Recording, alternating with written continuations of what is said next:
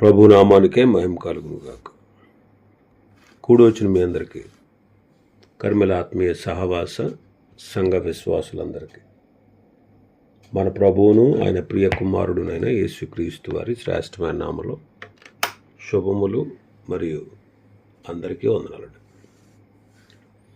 దానియేలు గ్రంథం 10వ అధ్యాయాన్ని మనం ధ్యానం చేసుకుందాం. దానియేలు గ్రంథం 10వ అధ్యాయం. ఇందులో ముఖ్యాంశం ఏంటంటే దానియేలు ప్రార్థన, దైవ దర్శనం ప్రాముఖ్యంగా మనం ఇందులో చూడవచ్చు. దానియేలు గ్రంథం యొక్క చివరి 3 అధ్యాయాలు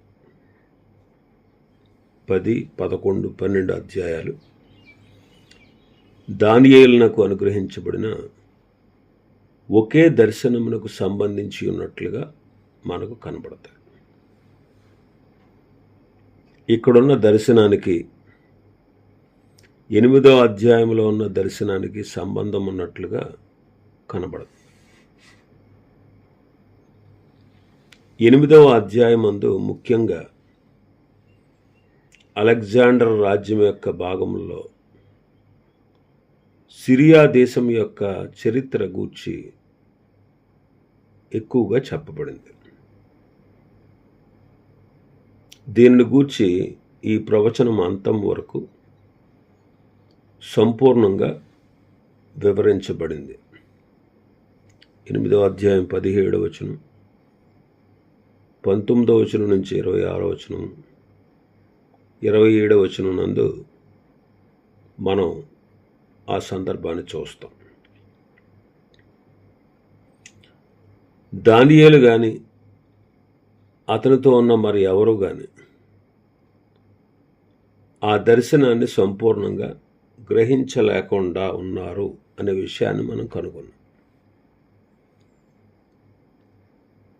ఈ దర్శనం యొక్క సంపూర్ణమైన వివరణ మన ముందు ఉన్నటువంటి ఈ 3 అధ్యాయాల్లో ఉన్నట్లు మనం గ్రహిస్తూ ఉన్నాం. మరి ఇది ఎప్పటి కాలం అంటే క్రీస్తు పూర్వం 533లో ఈ దర్శనం కలిగింది. బబులోను పట్టబడింది. కోరెషు తన ఏలుబడిలో ఆ బబులోను రాజ్యాన్ని తన రాజ్యములో భాగంగా చేసుకున్నాడు. ఆ కోరెషు ఏలుబడిలో 3వ సంవత్సరమందు ఈ దర్శనం కలిగింది. ఈ అధ్యాయం యొక్క ముఖ్యమైన సారాంశం ఏంటంటే దానియేలు యొక్క అనుభవం, దానియేలుకు మనుషులు కనబడుట, వారు అతనికి ఇది వరకు మరుగై ఉన్న సంగతులను బయలుపరచుట, ఈ లోక వ్యవహారాలను జరుపుటలో పరిశుద్ధ దూతల యొక్క పాత్ర, పడిపోయిన అపరిశుద్ధ దూతలు వారి యొక్క పనులు, ఇవన్నీ ఈ అధ్యాయంలో మనం చూడవచ్చు. దానియేలు టైగ్రిస్ నది ఒడ్డున ఒక చోట ఉన్నాడు. అప్పుడు ఈ దర్శనం అతనికి కలిగింది.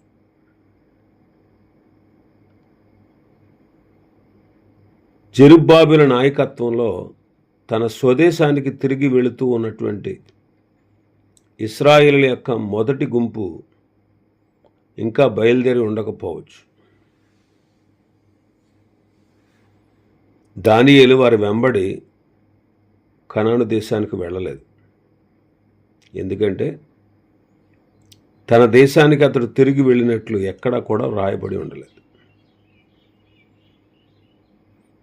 అతడు టైగ్రిస్ నది ఒడ్డున ఏం చేస్తూ ఉన్నాడో మనకు తెలియకపోయినప్పటికీ ఈ దర్శనము ద్వారా అక్కడ ఉన్నాడు అని మనం ఊహించవచ్చు. ఎందుకంటే దానియేలు కోరెషు రాజు ఏలుబడిలో మొదటి సంవత్సరం వరకు ఉన్నాడు అని మనం చదువుతాం. మొదటి అధ్యాయం 21వ వచనంలో. దానియేలు గ్రంథం మొదటి అధ్యాయం 21వ వచనం. ఈ దానియేలు కోరెషు ఏలుబడిలో మొదటి సంవత్సరం వరకు జీవించెను అని మనం చదువుతాం. అయితే ఇది కోరెషు ఏలుబడిలో 3వ సంవత్సరము అని ఉంది అక్కడ. అంటే దానియేలు తన రాజకీయ పనులు చాలించుకొని తన జనుల మధ్య ఏదో ఒక చోట హిద్దెకేలు లేక టైగ్రిస్ నది ఒడ్డున ఒకవేళ నివసించి ఉన్నాడు అని మనం ఊహించవచ్చు. దానియేలు ప్రార్థించినటువంటి విధానాన్ని మనం చూస్తున్నాం. మొదటి 3 వచనాలు చదువుదాం ఒకసారి. మొదటి 3 వచనాలు. పారసీక రాజుకు కోరెషు పరిపాలనా కాలంలో 3వ సంవత్సరమున బెల్తెషాజరు అను దానియేలునకు ఒక సంగతి బయలుపరచబడినది. గొప్ప యుద్ధము జరుగుచున్న ఆ సంగతి నిజమే. దానియేలు దాన్ని గ్రహించెను. అది దర్శనం వలన అతనికి తెలిసినదాయను. ఆ దినముల యందు దానియేలను నేను 3 వారములు దుఃఖప్రాప్తుడనైతిని.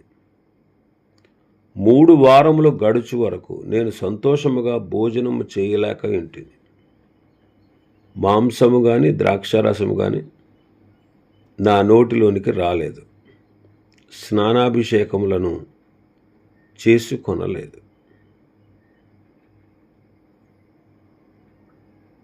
ఈ దర్శనం యొక్క ముఖ్య సారం ఏంటంటే, దానియేలు యొక్క జనులు తిరిగి కనాను దేశానికి వెళ్ళారు.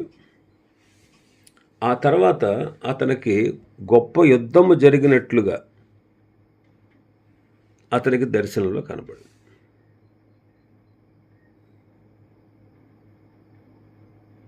పారసీక రాజ్యము క్షీణించుట, అలెగ్జాండర్ క్రింద గ్రీకు రాజ్యము ఉన్నత దశకు వచ్చుట, ఆ తర్వాత సిరియా దేశానికి ఐగుప్తుకు ఉండిన పరస్పర సంబంధాన్ని తెలిపే చరిత్ర ఇక్కడ రాయబడి ఉంది. ఈ చివరి గొప్ప దర్శనము చేతి సహాయం లేక పర్వతము నుండి తీయబడిన రాయి, నెబుకద్నెజరు కలలో కనిపించిన బంగారు గొప్ప ప్రతిమ యొక్క పాదముల మీద పడి దానిని నాశనము చేయు కాలమునకు ముందు సంభవింపబో సంగతులను బయలుపరుస్తూ ఉంది. ఈ సంగతులు దినముల అంతమందు నీ జనమునకు సంభవింపు దాన్ని గూర్చి, ముఖ్యంగా క్రీస్తు విరోధి యొక్క నాశనాన్ని గూర్చి రాయబడి ఉంది. ఈ 10వ అధ్యాయం ఈ దర్శనం ఎలాంటి పరిస్థితుల్లో కలిగిందో మనకు చూపిస్తూ ఉంది. ఈ దర్శనము చిన్న కొమ్ము, వచ్చునట్టి రాజు, నీచుడగు ఒకడు, క్రూర మృగము గలవాడు, అంటే అంత్యక్రీస్తు, క్రీస్తు విరోధి, వాడి జీవిత పటమై ఉంది. దానియేలు ఈ దర్శనము పొందకుండా అడ్డగించుటకై అపవాది తన శక్తి కొలది ప్రయత్నించినట్లు కనబడతా ఉంది. ఎందుకంటే ప్రభువైన యేసుక్రీస్తు వారు రెండవసారి తన మహిమతో వచ్చినప్పుడు వాడు ఎలాగ అంతమవుతాడో, వాడు ఎలా నాశనం అవుతాడో ఈ దర్శనంలో దానియేలు చూడబోతున్నాడు. కనుక 3 వారాలు ఆ గొప్ప యుద్ధాన్ని గూర్చి వార్త విని 3 వారాలు దుఃఖప్రాప్తుడయ్యాడంట దానియేలు. 3 వారాలు గడిచే వరకు సంతోషంగా భోజనం చేయలేదు. మాంసము కానీ ద్రాక్షారసం కానీ అతని నోటికి రాలేదు. స్నానాభిషేకాలు చేసుకోలేదు 3 వారములు. ఇక్కడ చెప్పినటువంటి 3 వారాలు 9వ అధ్యాయంలో ఉన్నటువంటి 70 వారాల్లో మనం లెక్క పెట్టకూడదు. 3 వారాలంటే వారానికి 7 దినం అంటే 21 రోజులు. ఇవి సాధారణ వారాలని మనం గ్రహించాలి. దానియేలు ఎందుకు ఇంత దీర్ఘకాలం దుఃఖిస్తూ ఉన్నాడో ఈ దర్శనములో కలిగిన సందర్భాన్ని బట్టి మనం గమనించగలం. అతడు పొందినటువంటి ఈ దర్శనము సిరియా రాజ్యానికి ఇశ్రాయేలు ప్రజలకు కలగబో సంబంధమును గూర్చినదై ఆ దర్శనం అతడు గ్రహించలేదని మనం కనుగొన్నాం. ఈ దర్శనము 17 సంవత్సరాల క్రిందట అనగా క్రీస్తు పూర్వం 553వ సంవత్సరంలో కలిగింది. ఇంకనూ దాని భావము దానియేలుకు తెలియదు.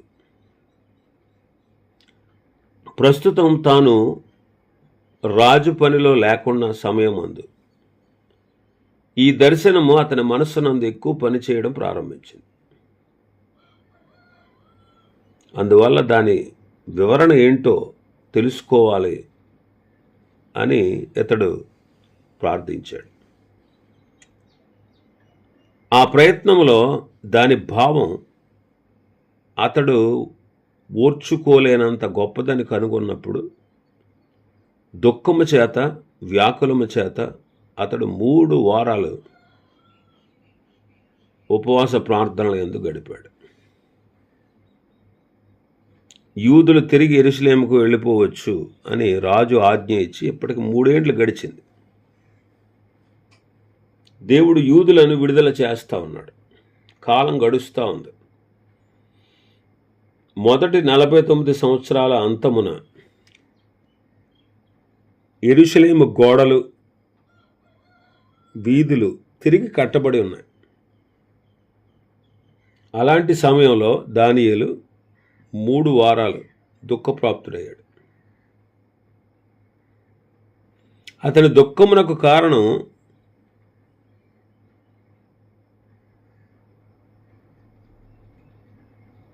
అతని దుఃఖానికి కారణము రాజు శాసనానికి కొంత ప్రత్యుత్తరం దొరకడం. 40,000 మంది జనులు మాత్రమే జెరుబ్బాబెలు నాయకత్వంలో కనాను దేశానికి పాలస్తీనాకు వెళ్ళారు. మిగిలిన వారు బబులోన్లోనే ఉండిపోవడానికి ఇష్టపడ్డారు. దానియేలు యొక్క జీవితంలో ప్రధానమైనటువంటి కోరిక ఏంటంటే దేవుణ్ణి మహింపరచాలి. అది దానియేలు యొక్క కోరిక. కాబట్టి దేవుని మహిమార్థమై తన జనులకు కొద్దిగానే ఉత్సాహం ఉండటం చూసినప్పుడు అతడు దుఃఖించాడు. మీరు వెళ్ళిపోవచ్చు అని కోరేషు ఆజ్ఞాపించిన 40,000 మంది మాత్రమే జెరుబ్బాబెలు నాయకత్వంలో యెరూషలేముకు వెళ్ళారు. కొద్దిగా వాళ్ళకున్న కొద్ది ఉత్సాహాన్ని చూసినప్పుడు మిగిలిన వాళ్ళందరూ అక్కడే ఉండిపోవాలన్న ఆలోచన కలిగి ఉన్నప్పుడు దానియేలుకు బహు దుఃఖం కలిగింది. సంఘ సభ్యులు నిరుత్సాహ స్థితిలో ఉన్నప్పుడు మన హృదయానికి భారంగా తోస్తూ ఉంటే మనం కూడా దేవుని యొక్క హృదయానికి సమీపంగా జీవిస్తున్నాము అనే విషయం మనకు అర్థమవుద్ది. దానియేలు మనస్సులో ఉన్నటువంటి ఉద్దేశాన్ని కూడా మనం గ్రహించగలం. కాబట్టి ఆ కాలమందు అతడు ఉపవాసం ఉండి ప్రార్థించి దుఃఖించాడు. కాబట్టి అతని యొక్క గట్టి పట్టుకి ఫలితం లభించింది. 3 వారాల పిమ్మట అతని ప్రార్థనకు ప్రత్యుత్తరం ఇవ్వబడింది. జకరియా కాలంలో జనులు ప్రతి సంవత్సరం 4 దినాలు ఉపవాసం ఉండేవారు. జకరియా గ్రంథం 7వ అధ్యాయం మొదటి నుంచి. రాజైన దర్యావేషు ఏలుబడి యందు 4వ సంవత్సరము కిస్లేపు అను 9వ నెల 4వ దినమున బేతేలు వారు షెరెజరు రెగెమ్మెలకును తన వారిని పంపి, ఇన్ని సంవత్సరాలు మేము దుఃఖించినట్టు 5వ నెలలో ఉపవాసం ఉండి దుఃఖింతుమా అని యెహోవాను శాంతిపరచుటకై మందిరమునద్దనున్న యాజకులను ప్రవక్తలను మనవి చేయగా, సైన్యములకు అధిపతి యెహోవా వాక్కు నాకు ప్రత్యక్షమై సెలవిచ్చినదేమనగా, దేశపు జనులందరికీ యాజకులకును నీవు ఈ మాట తెలియజేయవలను. ఈ జరిగిన 70 సంవత్సరములు ఏటేటా 5వ నెల 7వ నెల మీరు ఉపవాసం ఉండి దుఃఖమును సలుపుచూ వచ్చినప్పుడు నా యందు భక్తి కలిగే ఉపవాసం ఉన్నారా? మరియు మీరు ఆహారం పుచ్చుకున్నప్పుడు స్వప్రయోజనముకే కదా పుచ్చుకుంటారు. మీరు పానము చేసినప్పుడు స్వప్రయోజనముకే కదా పానము చేసితిరి. యెరూషలేములోను దాని చుట్టూను పట్టణములలోను దక్షిణ దేశములోను మైదానములోను జనులు విస్తరించి క్షేమంగా ఉన్న కాలమున పూర్వీకులకు ప్రవక్తల ద్వారా యెహోవా ప్రకటన చేసిన ఆజ్ఞలను మీరు మనసునకు తెచ్చుకొనకుండా వచ్చునా? ప్రతి సంవత్సరం 4 దినాలు వాళ్ళు ఉపవాసం ఉన్నారు. అలా 70 సంవత్సరాలు ఉపవాసం ఉన్నారంట. దుఃఖముతో ఉపవాసం ఉన్నారు. ఆయన శాంతిపరచాలనే ఉద్దేశంతో ఉపవాసం ఉన్నారు. అయినా ఫలితమేమీ లేనట్టుగా మనం చూస్తున్నాం. అప్పుడు జనులందరూ అంటున్నారు, 70 ఏండ్ల నుంచి మేము ఉపవాసం ఉంటున్నామే, దుఃఖముతో ఉపవాసం ఉన్నామే, మాకేమి ఫలితం లేదు అని ఆ సంగతి వాళ్ళు అడిగినప్పుడు జకర్యాకు దేవుడు మాట్లాడాడు. జకర్యాతో ఆ వచ్చిన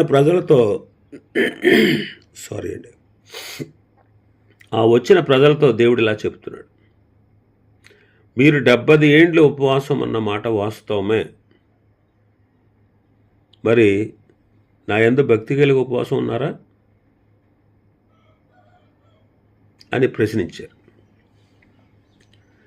మీరు ఆహారం పుచ్చుకునేటప్పుడు కూడా స్వప్రయోజనముకే కదా కూర్చుకున్నారు. అంటే ఎదుటి ప్రజల సంగతి వారు ఏమీ పట్టించుకోలేదు. అది దాని భావం. ఇంకా 3వది, ప్రవక్తలకు వారు యెహోవా ప్రకటించిన ఆజ్ఞలను మీరు మనస్సునకు తెచ్చుకోకుండా ఉండవచ్చా అని చెప్తున్నాడు. అంటే ఇక్కడ చెప్పబడినటువంటి వివరణ ఏంటంటే, ఉపవాసము ఉండుట కంటే భక్తి ముఖ్యం, పేదలను ఆదరించుట ముఖ్యం, దేవుని ఆజ్ఞలను అనుసరించి నడుచుట ముఖ్యం అనే విషయం ఇక్కడ తెలుస్తోంది. కాబట్టి భక్తి కలిగి ఉపవసించాలి, ఇతరులను పట్టించుకోవాలి, పేదలను ఆదరించాలి, దేవుని ఆజ్ఞలను అనుసరించాలి. దేవునికి ఇష్టమైన ఉపవాసంను గూర్చి యెషయా భక్తుడు 58వ అధ్యాయంలో మరింత విపులంగా చెప్పాడు. కాబట్టి ఉపవాసం అనగా ఏంటో, ఉపవాసం యొక్క ఫలితం ఏంటో, ఆ సత్యాలు అనుసరించుట ప్రయోజనం కానీ ఆచార రీతిగా ఉపవాసం ఉండడం వల్ల ప్రయోజనం లేదు. ఇంకా 4వ వచనం నుంచి 9వ వచనం వరకు దానియేలుకు కలిగిన దర్శనాన్ని మనం చూస్తాం. దానియేలు చేసిన ప్రార్థనకు వెంటనే అతనికి ప్రత్యుత్తరం దొరికిందని మనం 9వ అధ్యాయం 20వ వచనంలో చూసాం. కానీ ఇక్కడ 3 వారాల మట్టుకు ప్రత్యుత్తరం రాలేదు. ఎందుకనంటే 13వ వచనంలో చెప్పబడిన ప్రకారము 13వ వచనంలో మన భాగంలో చెప్పబడిన ప్రకారము పారసీకుల రాజ్యాధిపతి 21 దినములు నన్ను ఎదిరించి, ఇంకా పారసీకుల రాజుల సమ్ముఖమున నేను నిలిచిచుండగా ప్రధానాధిపతులలో మిఖాయేలను ఒకడు నాకు సహాయము చేయవచ్చును. కాబట్టి దానియేలు వద్దకు పంపబడిన యెహోవా దూత 21 దినముల వరకు ఆపబడ్డాడు అని మనం చదువుతున్నాం. ఇది టైగ్రీస్ నదీ తీరంలో కలిగిన దర్శనం. అందుకే 4వ వచనంలో మనం చూస్తాం. మొదటి నెల 24వ తేదీని నేను హిద్దికెలు అను గొప్ప నదీ తీరమున ఉన్నాను. నదీ తీరమున దర్శనములు కలుగుట మనం కొన్నిసార్లు చూస్తాం. యెహెజ్కేలు గ్రంథంలో కూడా మనం చూస్తాం. 5వ వచనం చదివితే, నేను కన్నులెత్తి చూడగా నారబట్టలు ధరించుకున్న ఒకడు కనబడను. అతడు నడుమున మేలిమి బంగారు నడికట్టు కట్టుకొని ఉండెను. నేను కన్నులెత్తి చూడగా నారబట్టలు ధరించుకున్న ఒకడు కనబడ్డాడు. యెహోషువ కూడా కన్నులెత్తి చూసినప్పుడు యెహోవా సేనాధిపతి కనబడ్డాడు. యెహోషువ గ్రంథంలో మనం చూస్తాం. 5వ అధ్యాయం 13వ వచనం నుంచి. యెహోషువ యెరికో ప్రాంతం ఉన్నప్పుడు అతను కన్నులెత్తి చూడగా దూసిన కత్తి పట్టుకుని ఉన్న ఒకడు అతని ఎదుట నిలిచి ఉండేది. యెహోషువ అతని వద్దకు వెళ్ళి, నీవు మా పక్షముగా ఉన్నవాడవా, మా విరోధుల పక్షముగా ఉన్నవాడవా అని అడుగగా అతడు, కాదు, యెహోవా సేనాధిపతిగా నేను వచ్చి ఉన్నాను.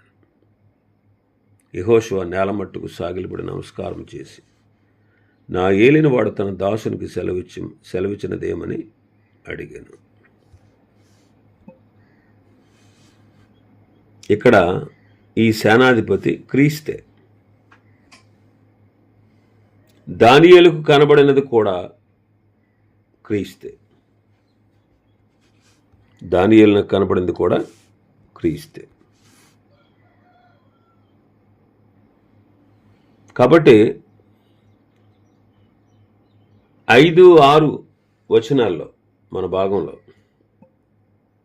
5-6 వచనాల్లో రాయబడినటువంటి రూపము, పోలికలు ప్రకటన గ్రంథం 1వ అధ్యాయంలో 13వ వచనం నుంచి 16వ వచనంలో మనం చూస్తాం. కాబట్టి యెహోషువకు కనబడింది ప్రభువైన యేసుక్రీస్తే. దానియేలునకు కనబడినది కూడా ప్రభువైన యేసుక్రీస్తే. ప్రకటన గ్రంథం 1వ అధ్యాయం 13వ వచనం నుంచి 16వ వచనంలో ఉన్నటువంటి ఆయన రూపం కూడా క్రీస్తే. యోహానుకు కనబడినది కూడా ప్రభువైన యేసుక్రీస్తే. మరి ప్రకటన గ్రంథం 1వ అధ్యాయం 13 నుంచి 16లో ఉన్నటువంటి పోలికలే దానియేలునకు కూడా కనబడ్డాయి. కనుక పండితులందరూ కూడా క్రీస్తు పోలికలే ఇవని వారు వివరిస్తూ ఉన్నారు.